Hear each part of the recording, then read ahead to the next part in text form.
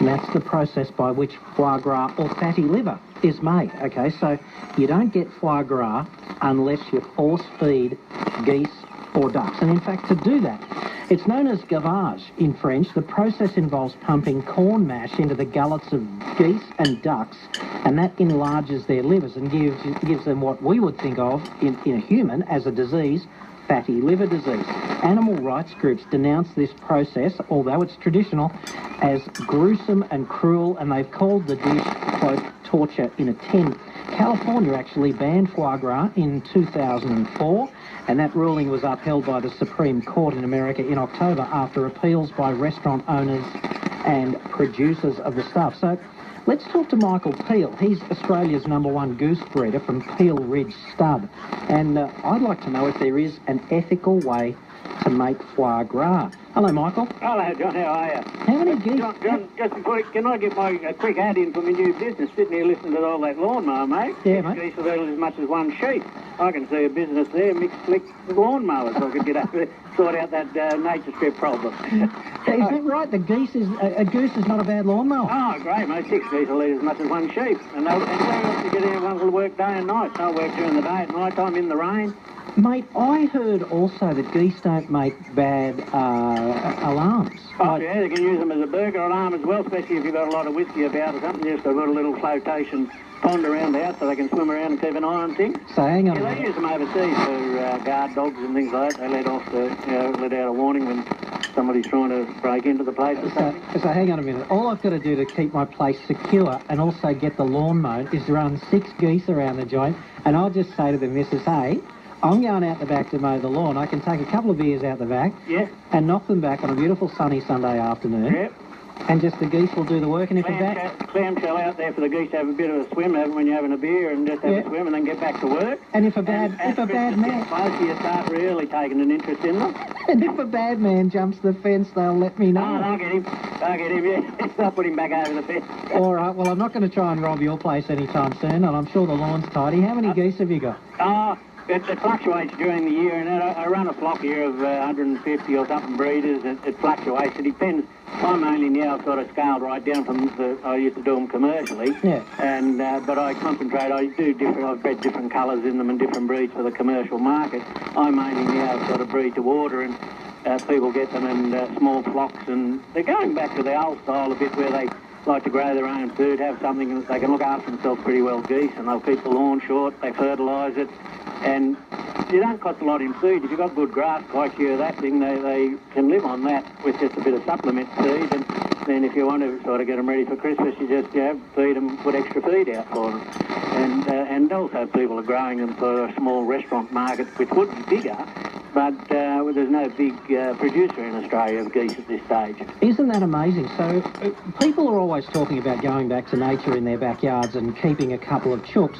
Is it maybe something to consider to have the geese instead? I mean, lay out for me the benefit of the goose over the chook. Well, the benefit of the geese over the fowls is they're a lot tougher than the fowls.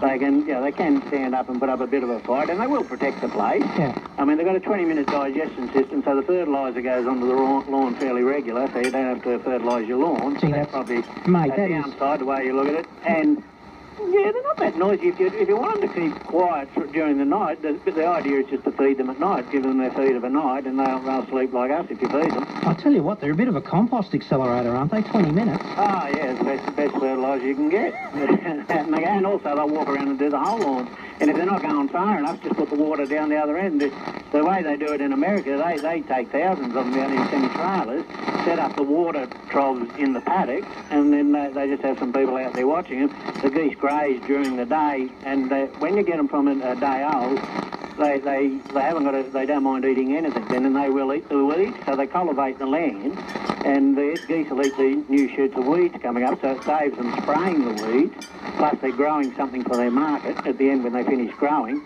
and then they plant their corn and stuff, when the geese have sort of finished their job. They've got to round them in of a night just to keep the coyotes and things away from them, keep an eye on them, they put big floodlights up, but during the day and that, or they can set up lights and let them work during the night if they're going to have people watching them, right? There's a bit of a market for goose down. It's pretty special too, isn't it? Yeah, well, they make some of the best eider downs about. Yeah, a lot of your eider downs are made out of that. I mean, the real special ones from the eider duck, that's very expensive to get. I think they're over in the Falklands, those ones, but the geese that mainly make up a lot of that. They've got very good down underneath that real fluffy feather, and they make the big dooners and things like that. And mate, how are the eggs? I'm not talking about the golden ones. I've always wanted I always like to get those golden ones early because the wife tries to get them, but I get out and get the golden ones. Now, the eggs are good, and what happens, the eggs are great. You know, like one goose egg's equal to about two to three hen eggs.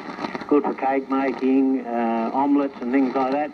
You normally wouldn't eat it, fry it and eat it, but some people, do, but most people will make it into an omelette, scrambled egg, and things like that. But then the other thing is if you blow them, I mean, they use them for that, is a decoupage. They decorate the eggs, paint them and put clocks in them and things like that. Yeah, There's a market for the eggs as well. Now, let's just back up a sec. You said you normally wouldn't just put them in a pan and fry them. Why not? The eggs, like just in a pan. Well, only because it's such a big egg, and most people then, because they're like those bigger eggs, they're a little bit stronger than hen eggs. Because you're eating really nearly 3 hen eggs in one go too, so I suppose it's how big you are whether you want to eat one. Yeah, right. Okay. I mean, it's a bit like an ostrich egg. It's sort of equal to 12 hen eggs and that, so it's good. But if you make it into scrambled egg and omelettes, but you can eat them, you can fry them. All right. Now, how many geese would I need for my backyard? How big's your backyard? Oh, well, Sydney backyard. Well, you work it out like how many sheep to the acre in your area, and then you work out how many acres you've got. So you haven't got very many acres. 6 geese eat roughly about as much as 1 sheep. So if you're in an area where you can get 5 sheep to the acre, well, then you'd work it out. But if you can only get 1 sheep to the acre, well, then 6 geese. And so you've got a little backyard. And they do the edges too. The whippersnappers, the darn whippersnapper, the one that starts out with the petrol and things, and the choke, and the hornets bloody building their nest in it and things like that. You just, they do all the edges for you. Is there anything a goose can't do, I have to ask? That's brilliant. They do the edges as well. No more heads. Mate, they do a better job than what you do with a whippersnapper. I love it. Okay, so let's get to the serious end of the business here. You know a little bit about foie gras. Well, I did look into it because when I was commercial, and that was a fair while back now, I had, when I used to do them commercially, and anything that's worth a lot of money you look into, when I looked at it, well, we wouldn't accept that in Australia, and there was already a tradition over there in France, or whatever you call it there. They actually had a hole in the ground where they put the geese down and with boards along the top, and they just pull the goose's neck up and then force feed it this corn mixture, which, you're pretty accurate with what you said. Sounds pretty gruesome. But I only just joined an Indian runner duck society overseas. The Ashtons have come out here judging, and she's they've got something going on over there now. I know why you're talking about it, and I just watched a video on it. So they not only use geese, they're actually using a Muscovy cross or Muscovy cross duck as well. Yeah, right. And they got it all organised on wheels and mechanical things that go along, and obviously it's got air pressure behind it that forces the feed through it.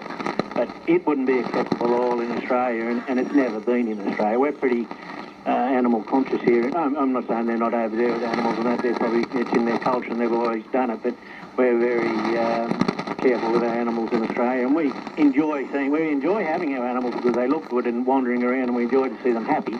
But like anything, you do have to cull. You just can't keep everything. If you keep every cat you bred or something like that, sure, you just get overrun with everything. And there's pet markets for those sorts of things, but when you're breeding a commercial product, you just got to be realistic about things. Now, someone's had a gut full of mowing the lawn, mate, and they want to get a couple of geese or even half a dozen. And I mean, just ring Nick Slick chick mowers or something, and I'll bring the trailer over, drop it on the front strip there. But yeah, they want to get a couple of geese, and the kids like them, and they can get them as pets, and they quieten down pretty quick. I mean, if you can get them at day old, which a lot of people don't sell them at day old, they actually bond in the first day like adults. Yeah, right.